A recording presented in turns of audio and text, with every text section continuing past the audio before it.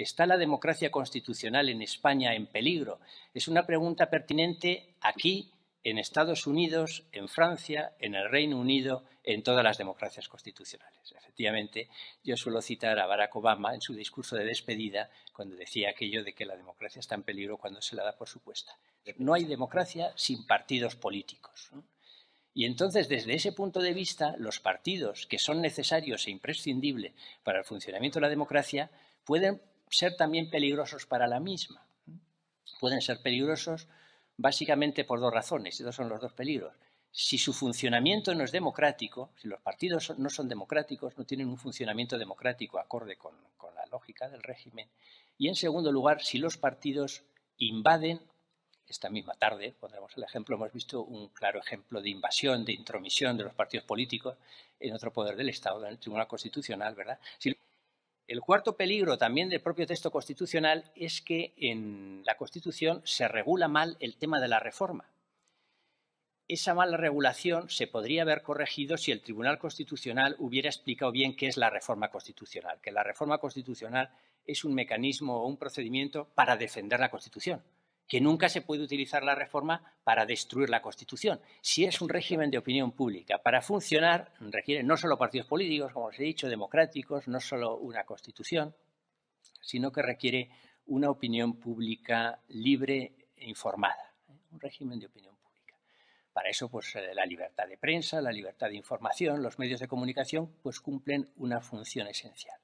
Pero se ha producido en todos los países una modificación de las estructuras de comunicación radical. Hoy en día el peso y la influencia de esos medios de comunicación, que son el soporte de la democracia, pues es muy inferior al peso de las redes sociales. Lo veíamos el otro día también en Estados Unidos. Facebook es el gran peligro para la democracia, porque las redes sociales pues tienen un formidable potencial desestabilizador como máquinas de odio, no pueden filtrar no ya las informaciones falsas, sino ningún tipo de discurso extremista, de odio, etcétera, y eso va polarizando las sociedades y va poniendo en peligro la democracia. Partidos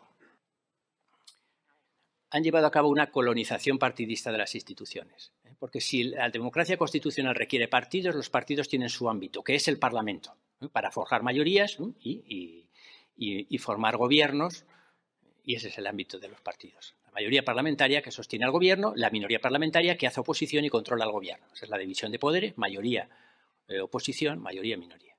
Pero junto a esas instituciones, la democracia constitucional requiere de otras muy importantes que son contramayoritarias y que tienen que permanecer totalmente ajenas a la lógica partidista. Poder judicial, Tribunal Constitucional, básicamente Poder Judicial y Tribunal Constitucional, pero también incluso la propia administración pública que no puede ser colonizada en todos sus escalones.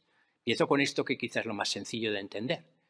Aquí en España, y puedo precisar más aquí en Navarra, pero como en cualquier otra comunidad autónoma, una diferencia de nuestra democracia constitucional de otra democracia avanzada, como puede ser el ejemplo de Dinamarca, es que aquí cambia, cuando hay un cambio de mayoría parlamentaria, es lógico que cambie el presidente o la presidenta de la comunidad autónoma, el presidente de gobierno. Es lógico que cambien los ministros, los subsecretarios, pero habría que parar, digamos, los cambios a un cierto nivel. Pero aquí cambian hasta los gerentes de los museos o los gerentes de los hospitales. La Constitución no dice cuáles son las competencias del poder central, cuáles son las competencias del poder territorial. Eso no está en la Constitución. Entonces, eso está en leyes. Alguien puede decir, claro, sí, ¿qué más da que esté en la Constitución que esté en leyes? Pues si entienden bien esto, entienden cuál es la singularidad de nuestro modelo de organización territorial. En Alemania, en Estados Unidos, en Austria, en todos los países del mundo, sin excepción, en cualquier país descentralizado, el reparto de competencias, sea el que sea, entre el poder central y los poderes territoriales, está en la Constitución. Y eso quiere decir que si hay que cambiarlo, a favor de unos o de otros, a favor del poder central o a favor del poder territorial, hay que cambiar la Constitución. Todos los países son rígidos porque el reparto de competencia requiere cambio constitucional. Aquí el reparto de competencia requiere que las Cortes se reúnan en una tarde, ya han cambiado las competencias. Flexibilidad. ¿Por qué yo critico esa flexibilidad y digo que es un peligro para la democracia constitucional? Pues puesto que esa flexibilidad en los últimos 40 años, como consecuencia de esa falta de consenso en su momento y hasta la fecha, pues se ha traducido, digamos, en un viaje de sentido o de dirección única. ¿Qué quiero decir de dirección única? el poder central se ha ido sucesivamente a lo largo de 40 años vaciando de competencias en favor de los poderes territoriales.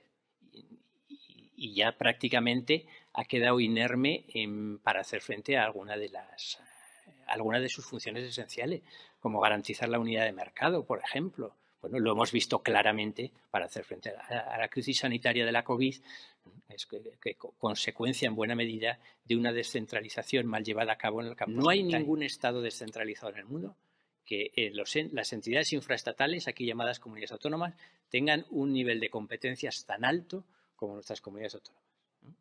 Los estados en Estados Unidos o los Länder de Alemania tienen techos competenciales menores. Tomás y Valiente en una conferencia lo decía muy bien, decía, hay que cerrar el proceso constituyente. Y decía textualmente, decía, un país que vive en proceso constituyente permanente, el reparto del poder continuamente lo estamos cambiando, acaba disgregado. Ese país desaparece.